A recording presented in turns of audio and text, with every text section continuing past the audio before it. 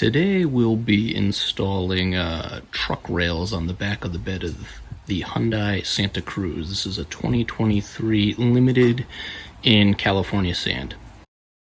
Here we have the finished product. I think it's important to understand that although this is a great solution, it does require customization. It is not entirely plug and play. The key points to this are the carriage bolts do not fit into the tonneau cover. You'll either need to modify them like I do here or buy new ones.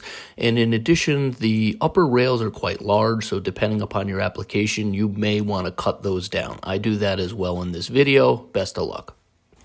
We'll be installing the Rosy Pixel ladder bed rack, and there are two options. For about $640 you can get simply the rails themselves, or for $740 you can get them with the side rails. I accidentally ordered them without the rails and had to order the separate box for the side rails. The reason I went with this is because it allows the tonneau cover to work. This was not my idea. I saw it on a forum and I figured it'd be nice to see how this gets put on. I also heard there were some customizations, so we'll see where that goes. So we are unboxed. Looks like a pretty nice kit. Relatively well labeled. Came with a couple wrenches and such. The bags are all labeled, which is nice. It is pretty beefy, so certainly not a chintzy thing. I mean, that's probably 1/4 inch plate steel, so it's pretty nice. Doesn't weigh a whole lot, so I'm kind of excited to get this set up. Looking at the instructions, it's clearly a universal bed rail kit, so it applies to different types of trucks. It also can support the tonneau cover, roll cover, or not. So of course I have the tonneau cover and I'll be moving forward accordingly. Step one is pretty straightforward. We have these T-slot bolts that we use because we have the tonneau cover, so they need to get into this channel here. I suspect the easiest thing to do is to pop this off. I did take a look and it's open on the far end, but quite frankly, they wouldn't slide in, so I'm going to give this a shot. Knowing what I know now, go out of your way to go toward the front and slide them in that way. If you remove this little cover, it is difficult to put on, and actually you have to put it on short one of the bolts. Hasn't been an issue for me, but go out of your way to go from the top. The bolts for this were actually all the same. They were all T10 Torx. I didn't see it at first. My eyes aren't as good as they used to be.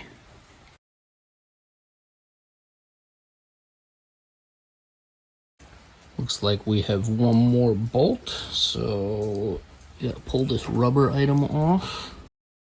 Pop that off. This comes off, and now this should slide in nicely. And it does not. That's interesting. Unfortunately, this doesn't fit, and the threads are just a bit too thick, which is really unfortunate. I think I'm simply going to Dremel off the threads at the very base, which you won't be using anyway, because I don't want to force this in and spread this aluminum channel out and maybe potentially mess up the tonneau cover. So like every car project or home improvement project, we're going to have to customize this, trying to figure out what's the best way to get these threads out at the bottom. Either going to use a cutting wheel and be a little bit careful about it, or maybe something like this. I'm going to give it a shot, see what we got. I took a quick shot with this. It's not really getting it done, so we're going to go to the cutting wheel.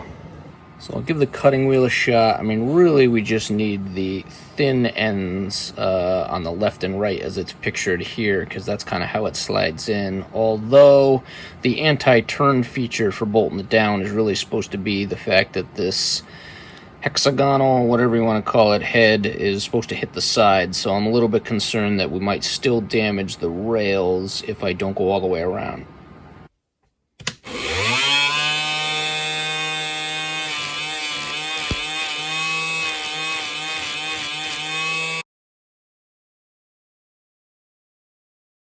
Well, seems like that got the job done. It's going to suck to do this 12 times, but let's see if this one works. If it did, then I'll do the rest. All right. Still a bit tight, but actually not so bad. So think the key is to make sure you get all the way to the bottom by the base, and then this should go well. So I guess I spend the next hour buzzing all these bolts down. After going through that first bolt, I'm going to use this little jig setup so I can kind of get in here and see it. I'll do it from the bottom so I make sure I'm not getting too crazy. You really don't want to mar up the threads. Okay, so we got all 12 of our bolts, 6 per side, kind of buzzed down at the root, so to speak. And now they slide on no problem, so the next step is to put 6 on this side, 6 on the other, and then we'll move to the next step. I would plan for about 30 minutes to go get those buzzed down if you're going to go that route. All right, made out okay. Only one of them needed touch-up, so now on to the next step. So the next step is to get these on. I already have some new concerns because this isn't going to fly. So I'll have to see how this goes. There is a rubber step that goes under here, but I don't think that's going to be enough. We'll see what this looks like. So this rubber piece only really goes on one way, and there's some pins. So that seat's nice, but I don't see how that's going to work here. All right, we'll see how we can get this lined up. So obviously this is not going to happen. We either need to put a spacer under this such that this gets raised in the air, or maybe we don't use this at all. We could potentially put the rails directly on that. Trying to think this one through. The instructions suggest that you do need to use this, but this clearly does not fit over the edge. I think it was intended to do something like this, but clearly that's not going to work here. I don't think I can go the other way either because I'm going to hit the tonneau cover, which I am. So yeah, classic, right? Fits according to the website, but we'll see here. So it looks like we're going to have to get sporty. I think I'm going to cut off these nubs here, and we will mount this rubber down just to protect this bar and I guess this here. And from there, we're going to bolt this. Actually, I got to get the other side, but we're going to bolt this directly to that. It's definitely starting to get annoying now, but we'll cut these nubs off of this rubber thing and give it a shot.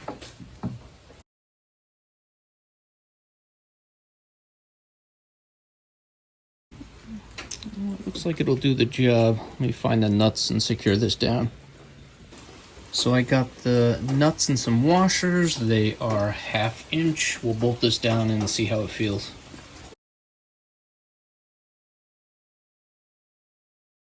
I mean, it's solid, but it's not as solid as I would like. So I think it's solid enough. Mind you, it doesn't have the cross rails, and it also doesn't have the forward and aft rails, which hopefully fit, and they may not. I'm looking at it already. So I think I'm going to keep going, so I'm going to put the other 4 on. I'll spare folks that. Before I lose the hardware, I'm going to pop these covers back on now that we have the 12 bolts on this side and the 12 bolts on the other side in the T-channels.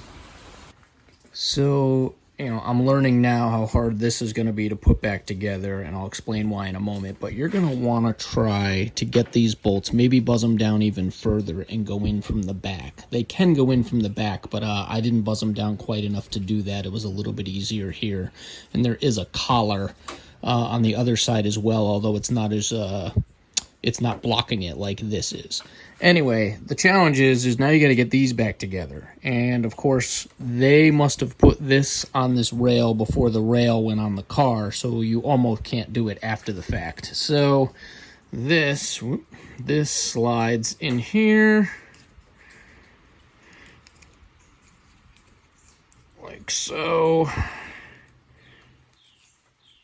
And then this comes through the back here. I should improve my lighting some, but this sticks here. And that's the way it's supposed to go. Now the challenge is, how do you now get to this bolt, which is behind it? I'm gonna try to pressure down with the screwdriver to figure that out, but I am not gonna probably be successful there, and I'm probably gonna have to just stay with these 2 bolts and not put the 3rd one in. Now I don't think that's critical, but it's just one more thing in relation to this plug and play, already fit your car build that this has turned into.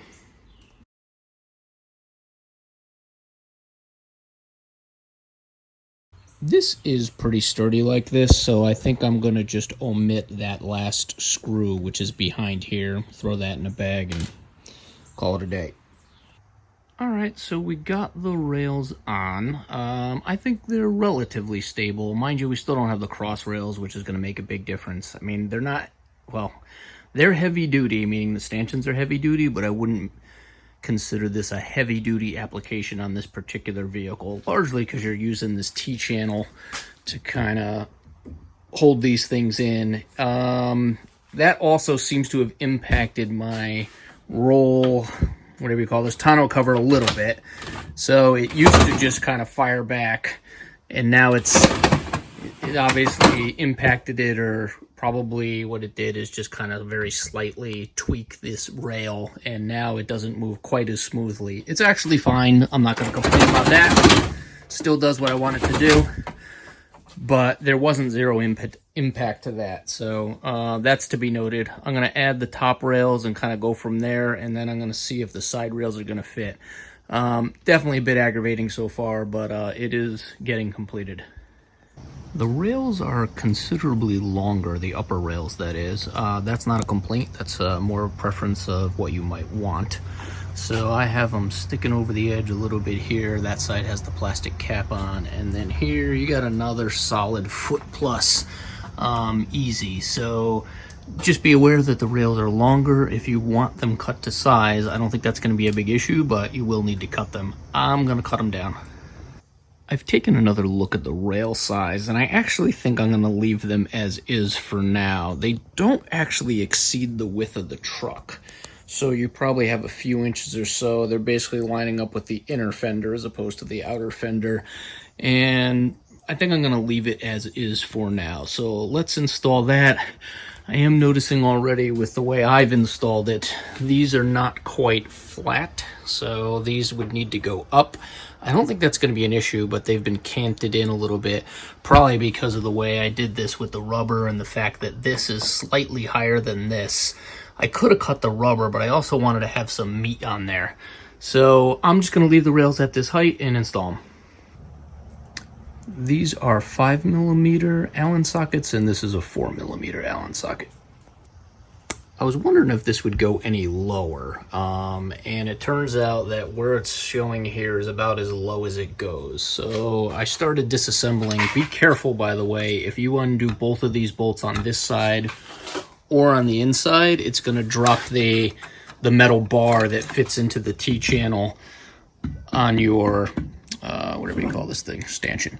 So right now I got to kind of realign this thing, but yeah, it's more for going up higher than it is for going down lower, which is fine, but just keep that in mind. I do like this a lot, so it actually gives you measurements on there, so you know exactly what height to put all four of them. I feel like that's a nice touch having that measurement in there, so that's nice.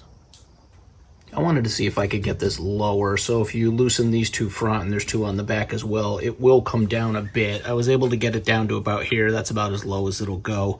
So it's nice, you know, it actually goes a pretty low amount. I wanted it kind of just above the window, and that was about it.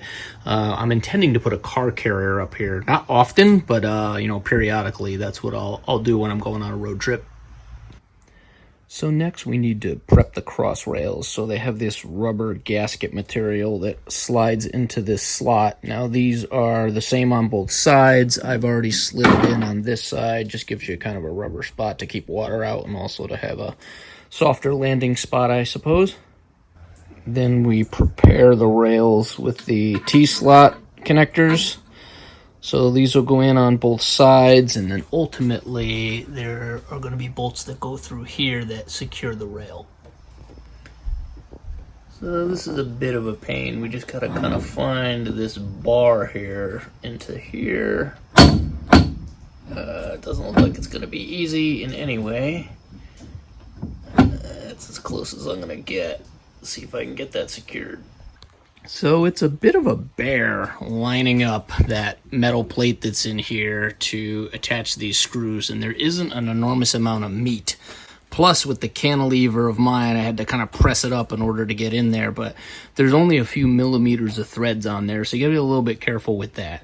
On the positive side, you know, it was not particularly stable as an independent arm, had some movement to it. Now that this is on here, I mean, I feel like I could put a small excavator on top of it and it'd be fine. So it's very strong once that's on. I don't even think I need the cross rails, which I bought separately, but we'll see once we finish this up. It's definitely challenging to get the bolts into these rails. The only way I've figured out to do it is I get on my back here and I kind of pull down on the rail so I can kind of get the bolt in there.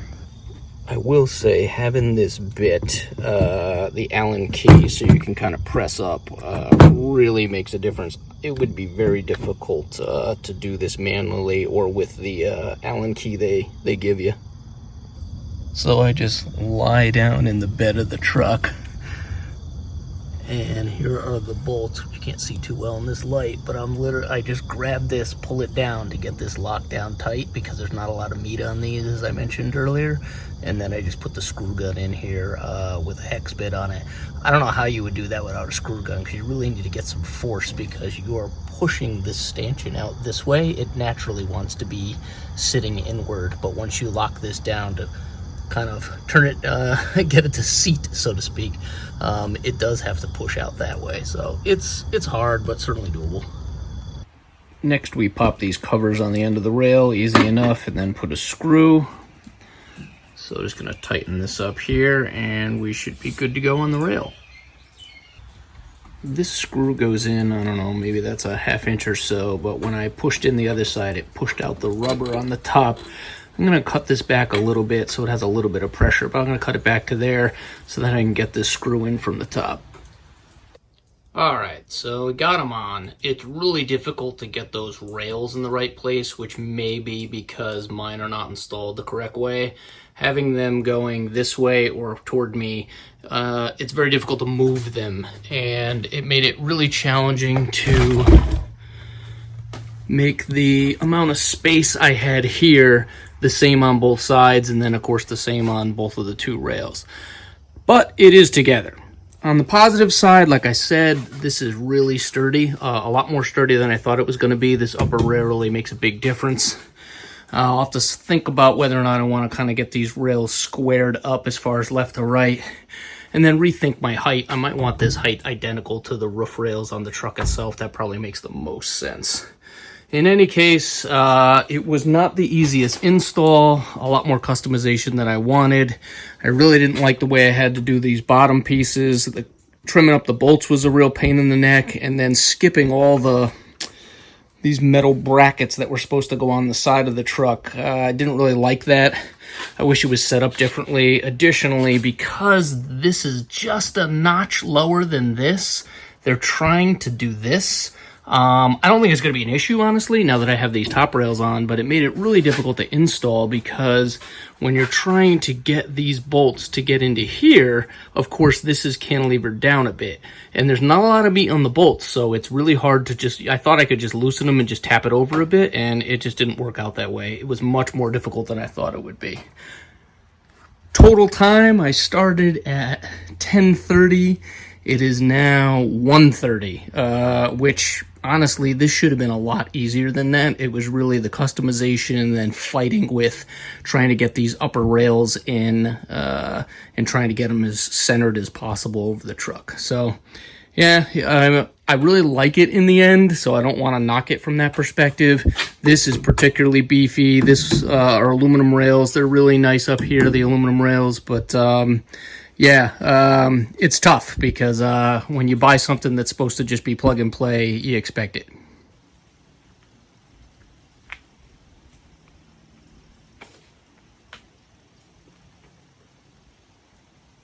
So it's the next day, and I've decided that I'm going to move these closer. The reason I'm doing that is I want to put a car carrier on top of here, and it needs to be only 25 inches apart. So it's close. It just makes it.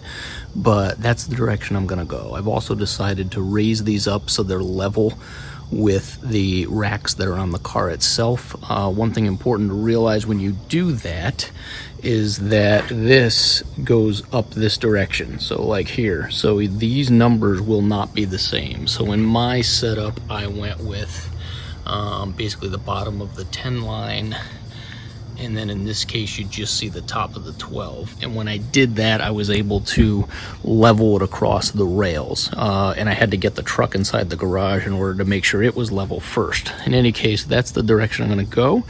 I am also going to cut the rails back. These are not connected at the moment, but I'm going to cut these back because I want to make sure that they're not sticking over the edge, and I want to get them as close to the rails as possible. So I'm going to go with a 51-inch rail. I just did a bunch of measurements, but I'm going to cut that up now and put this together. I'm trying to be as small as I can to the rails, but do remember, as these go down, you need a wider rail if you're going to the minimum. But I'm going with 51 inches at the height of the rack. That seems good, with about a 3/4 inch buffer on either side.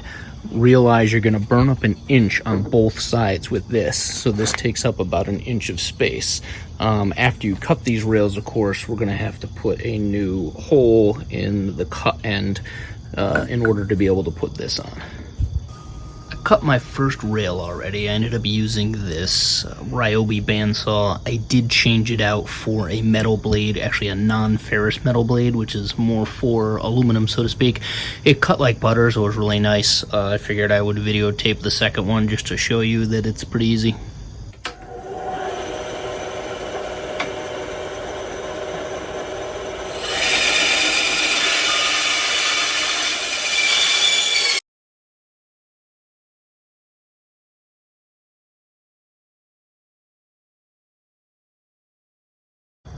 Now that we cut the end off the other side, this is no longer with us, so we are going to need to add that hole back in so we can secure the end cap. I thought it was a 1/2 inch in, but it's actually like 9/16, so I'm gonna go with 9/16. I measured it. Looks like it's a little bit bigger than a 1/4 inch. I'm gonna go with the 1/4 inch to start. I also got one of these, whatever you call this thing, but make sure that the drill bit doesn't walk. Just trim up this rubber.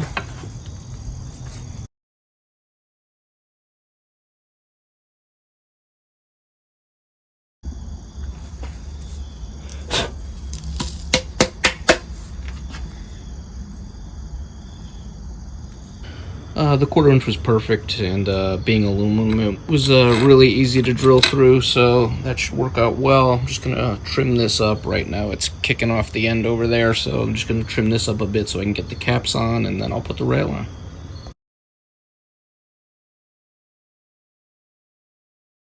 So now I'll put the other rail on, and one thing you'll notice me doing is when it comes to this plate, I'll just toss it in from the side, and I'll use an Allen wrench to kind of center it on the screw holes. That'll be the process to kind of line things up.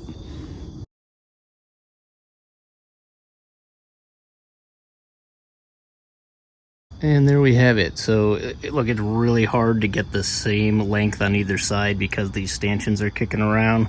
I actually think I might be able to pull this one a little bit further that way because it's different than the other side.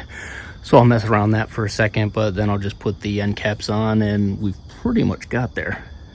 There is a circle at the top versus a hex on the back, or on the bottom.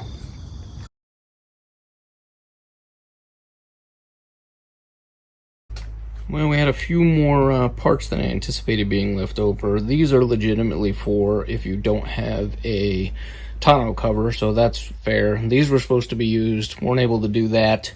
Quite a few extra bolts.